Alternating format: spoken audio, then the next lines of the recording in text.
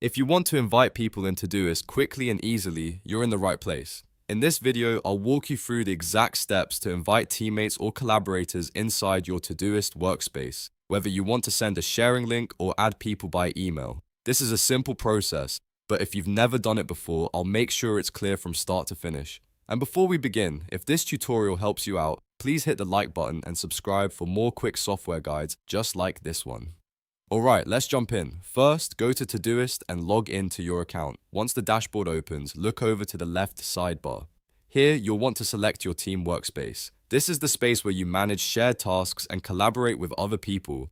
After you click into the team workspace, wait for the page to load fully. Now, look at the top right corner of the workspace. You should see an option that says Invite People. Go ahead and click that.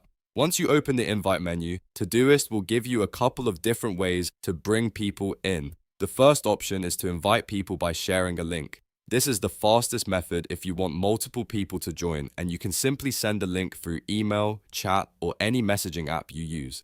Anyone with access to that link can join the workspace, depending on your settings, so make sure you share it only with the right people. The second option is to type in their email address. This is the more direct method if you already know exactly who you want to invite. Just enter their email, check that it's spelled correctly, and send the invite. Todoist will then deliver the invitation to that person so they can join the team workspace. After that, they'll be able to access the shared environment and start collaborating with your team. And that's really all there is to it. In just a few clicks, you can invite people into Todoist and start working together more efficiently. If this video helped you, don't forget to like, subscribe, and turn on notifications so you never miss the next helpful tutorial. Thanks for watching, and I'll see you in the next one.